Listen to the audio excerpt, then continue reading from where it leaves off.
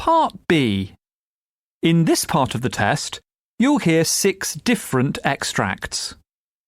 In each extract, you'll hear people talking in a different healthcare setting. For questions 25 to 30, choose the answer A, B or C, which fits best according to what you hear. You'll have time to read each question before you listen. Complete your answers as you listen. Now look at question 25. You hear a nurse briefing a colleague at the end of her shift. Now read the question.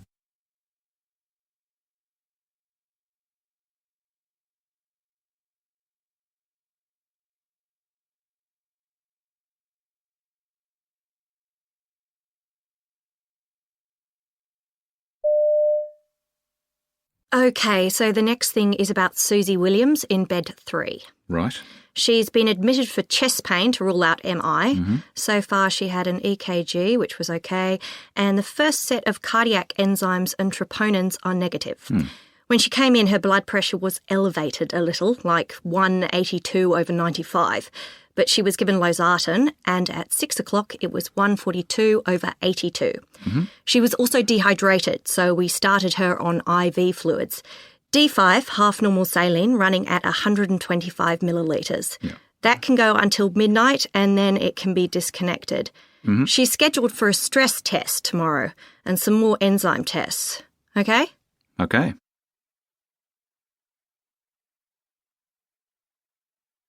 Question 26.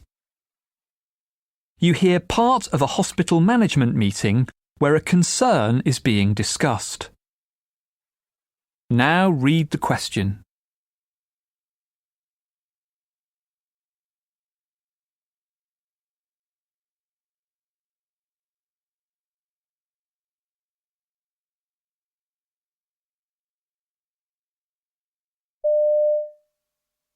Now I'll hand over to Jenny, who has a few words to say about staffing.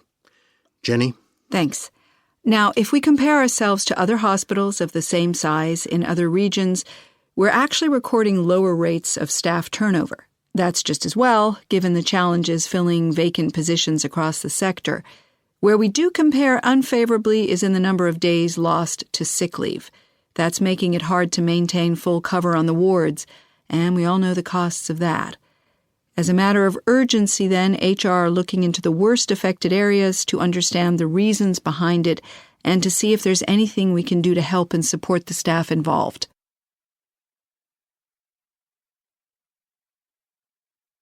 Question 27. You hear a GP and his practice nurse discussing a vaccination programme. Now read the question.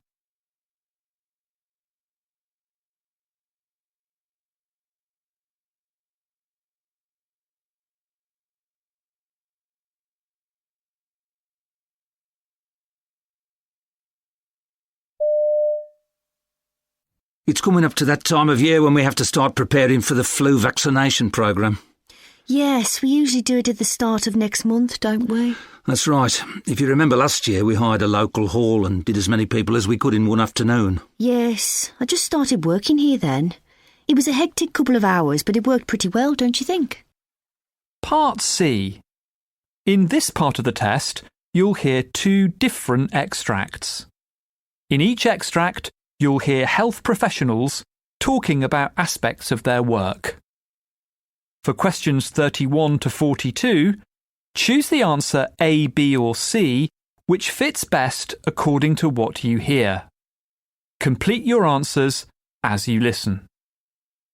Now look at Extract 1. Extract 1, questions 31 to 36. You hear a geriatrician called Dr. Claire Cox giving a presentation on the subject of end-of-life care for people with dementia. You now have 90 seconds to read questions 31 to 36.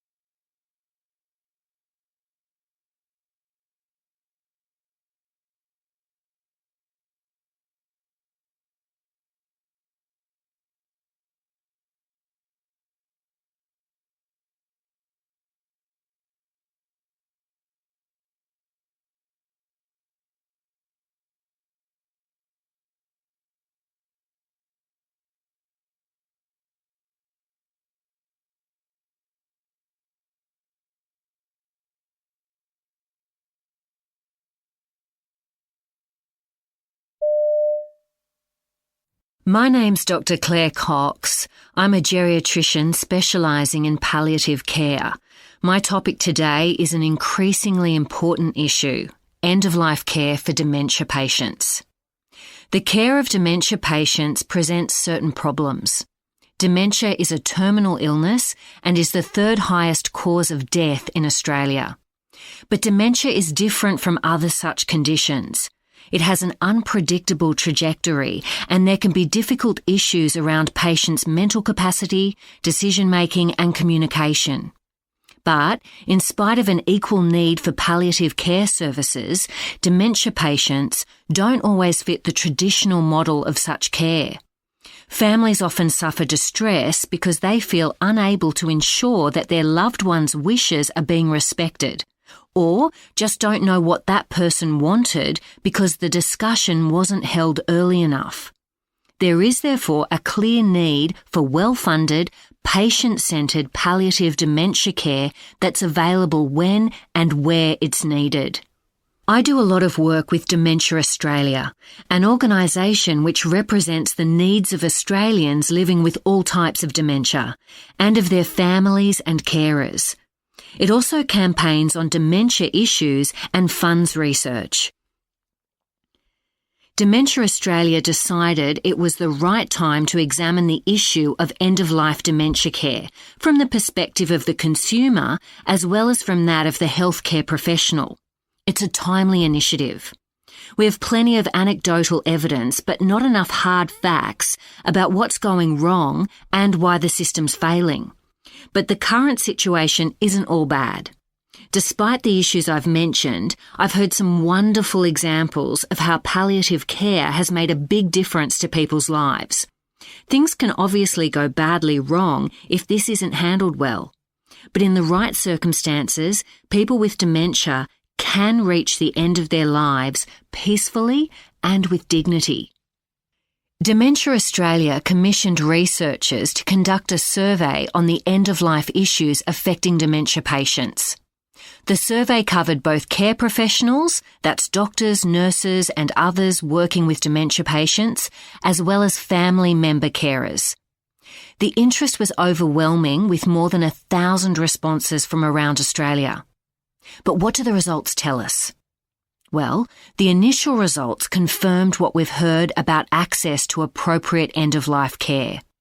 It was obvious immediately that there was a striking gap between the perceptions of care professionals and family member carers about end-of-life dementia care. For instance, while 58% of family member carers said that they didn't have access to palliative care specialists and 68% didn't have access to hospices, 3/4 of care professionals indicated that people with dementia in their area do in fact have access to palliative care. This begs the question of whether consumers, that is, patients and family member carers, might not be aware of services that are available. Another notable finding of the survey was that care professionals often lack knowledge of the legal issues surrounding end-of-life care. Some reports indicate that care professionals are at times reluctant to use pain medications, such as morphine, because of concerns about hastening a patient's death. However, access to appropriate pain relief is considered to be a fundamental human right, even if death is earlier as a secondary effect of medication. Our survey found that 27% of care professionals were unsure about this, or didn't believe that patients are legally entitled to adequate pain control, if it might hasten death. So perhaps it isn't surprising then that 1/4 of former family member carers felt that pain wasn't adequately managed in end-of-life care. This lack of awareness extends beyond pain management. The statistics on refusing treatment were particularly shocking. Almost 1/3 of care professionals were unaware that people have the right to refuse food and hydration, and 1 in 10 also thought refusal of antibiotics wasn't an option for patients in end-of-life care. How can we ever achieve consumer empowerment and consumer-directed care if the professionals are so ill-informed? There's a clear need for greater information and training on patients' rights. Yet over a third of care professionals said they hadn't received any such training at all. It's obvious that end-of-life care planning is desirable. Discussing and documenting preferences is clearly the best way of minimising the burden of decision-making on carers and ensuring patients' wishes are respected. Advanced care planning is essentially an insurance policy that helps to protect our patients in case they lose their decision-making capacity. Even though a patient might believe that loved ones will have their best interests at heart, the evidence shows that such people aren't that good at knowing what decisions those they love would make on complex matters such as infection control and hydration. So before I go on to...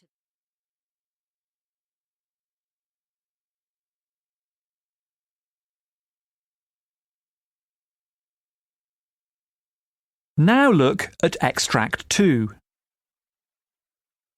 Extract 2. Questions 37 to 42. You hear a hospital doctor called Dr. Keith Gardner giving a presentation about some research he's done on the subject of staff-patient communication. You now have 90 seconds to read questions 37 to 42.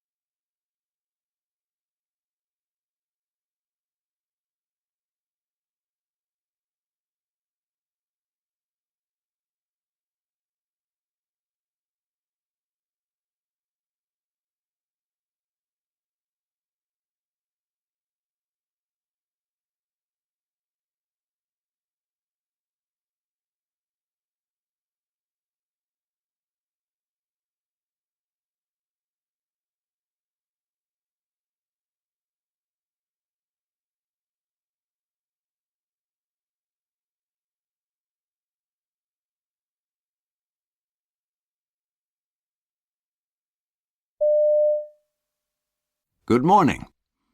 My name is Dr. Keith Gardner, and I'd like to talk to you today about some research I've been involved in concerning something that affects all health professionals, staff-patient communication.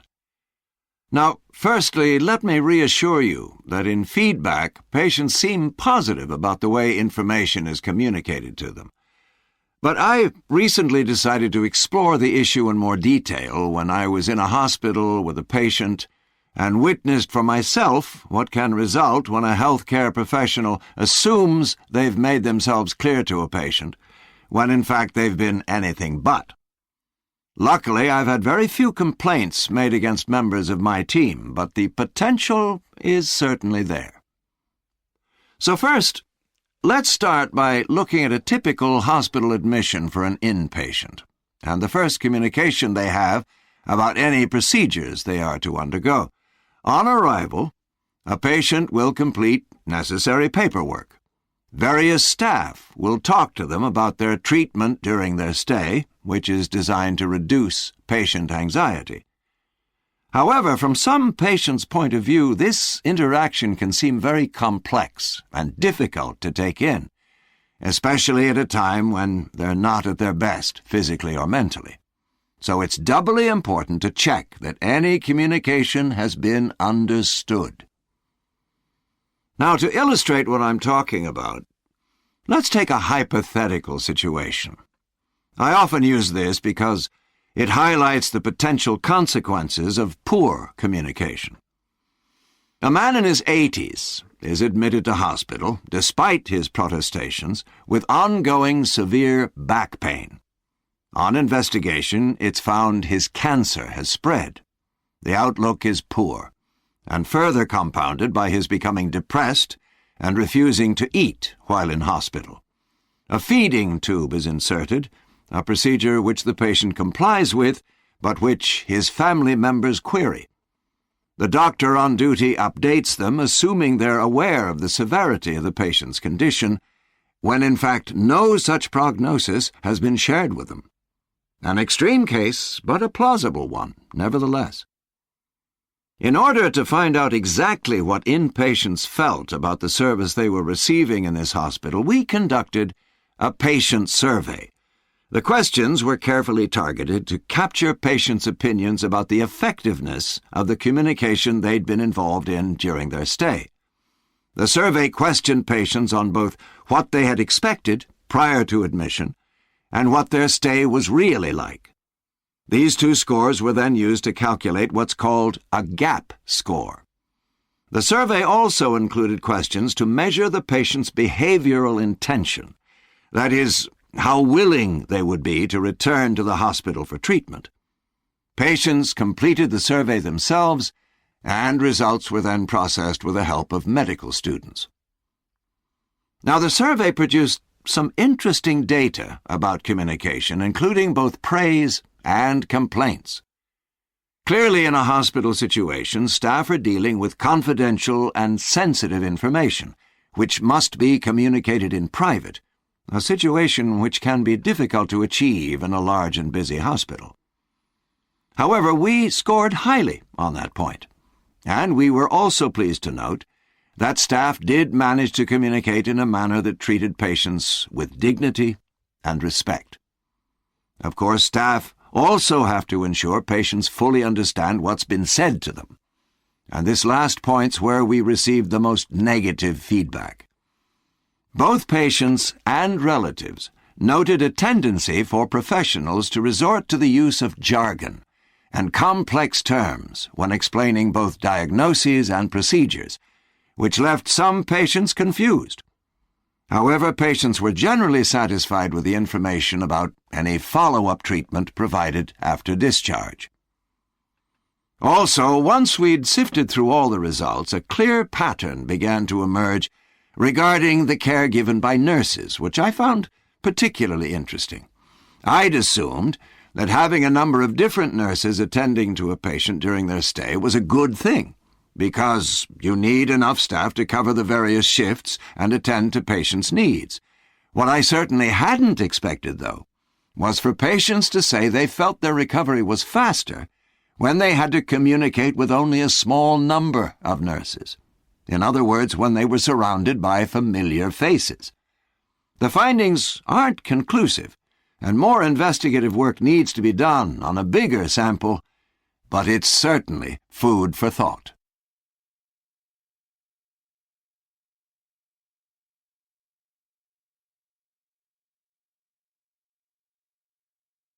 That is the end of Part C. You now have 2 minutes to check your answers.